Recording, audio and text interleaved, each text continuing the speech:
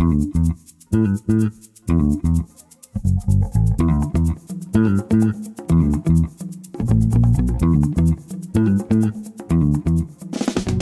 hello guys and welcome to Oslo. It's the 31st of July, it ain't that sunny right now and we've probably got some rain on the way, but I'm downtown. There is the Rødhus behind me, the town hall, and the reason I'm down here today is because there is a race beginning in about an hour's time, and it's not just any old race, it's a bikepacking race around Norway.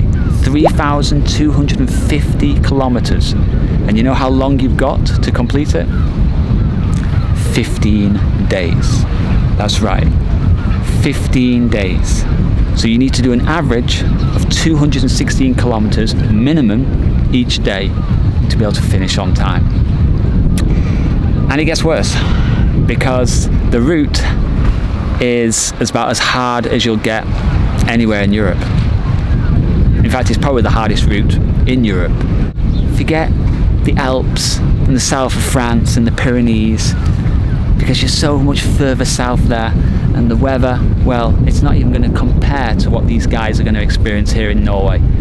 I mean, they're going to be going over mountain passes where it's going to be close to zero.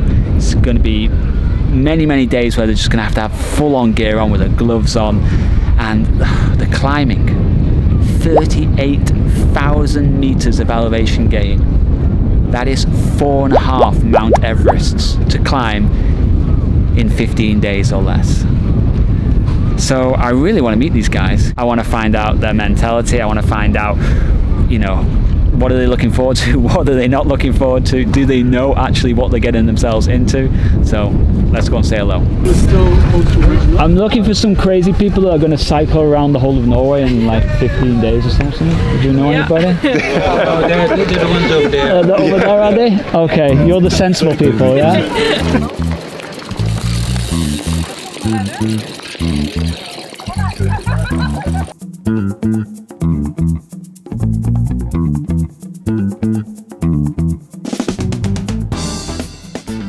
Yeah, I'm Michael Wacker. I'm the organizer of the Around Norway. This is the second edition now. Unfortunately, last year it couldn't happen because of the pandemic. I canceled it, but this year we're gonna get it another go, second time.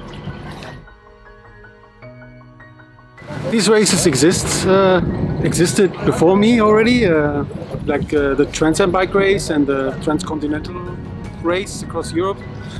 And I participated and fell in love with these kind of races. And by visiting Norway, I found out this country deserves its own race. It's super beautiful and challenging for bike riders. Has a lot to give back to explore, and that's why I created this race. Yeah, first you're right, it's a super nice route, incredible. The basic is that I wanted to create a route which starts and finishes in one place. I think it's easier from the organization for each individual bike rider. So Oslo was a place to go to start from, and then it's basically a loop to the nicest places here in Norway.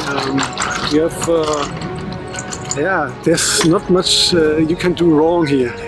You can go to every direction, and then the highlights like the highest pass, Gaustatoppen, they already go this day, I think, on the first day. Super beautiful. Lysebotn, for me, it is famous for this picture you have with the road going up so steep.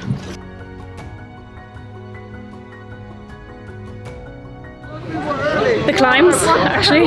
Yeah. Because there are some of the climbs that I've been wanting to do ever since I moved to Norway that I haven't had a chance to do yet, like Toisting, Dalsnibba, yeah. So, and also the Atlantic Ocean Road, actually. I've been wanting to do that ever since I moved to Norway. The scenes, Yeah. scenery. That's why I did it. It's a really important thing for me, actually. Like I have to want to be in the place that I'm cycling through, otherwise it's not fun. because you always have low moments when you're kind of doing these kinds of distances, and having something motivating like a wonderful fjord or mountain to look at is a quite important thing for me. After a couple of days you settle into the routine when you cycle like this, and life is oh so very simple. I mean, you just turn the pedals. If the road throws something at you, you deal with it. You fix your problems and you go on. It's very simple, straight. I like it. The western part, actually. I've never been through Bergen and up the Atlantic coast before, so that will be a first time for me. And since I am from Trondheim, the route goes through Trondheim. That's going to be like both a good thing and a bad thing, as I'll see it and then continue through it. The rain. the rain. I've trained in a lot of rain this year, also last year, but you just never get used to it, really. Wet, cold, windy, and particularly when you go up high, over 1,000 meters or so, it can get pretty cold overnight, I think. So I think that's the bit that I'm a little bit uncertain about, really. Like when you get really, really wet and it's really cold, things can get quite uncomfortable. I don't even know how cold it is right now. I am absolutely freezing. I cannot stand around. I've got to just keep pedaling. So you've got to plan around that as well. But because the weather's so unpredictable, you don't know whether you're going to be able to go over that mountain pass the time you want to. So you've got to kind of take each day as it comes, really. I think, and that's the bit I think for me that's a little bit, that's probably the hardest bit. Just adjusting your plans, making your plans as you go, really. It's going to be hard. I hope the wind is always blowing in the right direction. We'll see. Southern west part of Norway. It doesn't look too bad on the elevation, but it's 200 meter up, 200 meter down, it's 200 meter up, 200 all the time. Not happy at all. Up, down, back up again, back down, back up again, back down, back up again, back down. If you have a long 1,000 meter climb, then you find a tempo and then you just go. But when you have 200 meters up, 200 meters down, and at least looking forward to it. It's probably going to be a lot of rain, and riding in the rain hour after hour, being cold and wet. It's miserable, and that part is not going to be fun. I'm not gonna lie to you, it's not fun, this. I know I can do the distance each day, and I know I have the stamina and the strength for it. It really, but there is a good portion of luck that comes into this also. I mean, mechanicals can happen, and I'm pretty confident I'm going to finish. Yeah. The question is really how long. Well, my boss expects me back at work on Monday, August 16. Okay. Pressure's on then. That's a good way to get you over the mountains.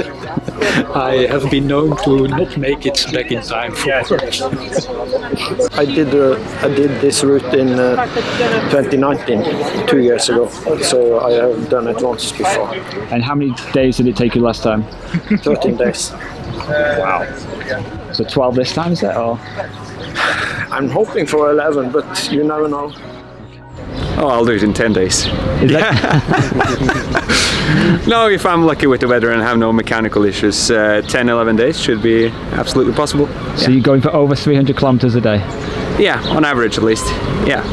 And what's your tactics? I think the first day or tonight I will just cycle through the night, and I will just BV up every night, 4 to 6 hours of sleep. That's the plan at least. Yeah. It's bivvy. I have a bivvy, but this is the bedroom. Yeah. Okay, so not even a bivvy, just No. you're going to be in bush shelters and. Yeah, but I also rely on my credit card. Okay, so you got the hotels as well. Yeah. Yeah, there will be some. Yeah. 14.3. Wow, that's impressive. That is really impressive. Every gram counts when you gotta push it up those 38,000 meters of elevation. Yeah. When it was in the bike box, the whole thing came out 26 kilos, including the bike box and the shoes and all of that. But the bike itself, I don't know, I'm guessing probably around 15 kilos. Come up close. I don't weigh it. I don't tend to worry too much about the weight. Without water, it's 17, 18 kilos. Still going. Now, this is incredibly hard. Cheers, guys. Good luck, everybody.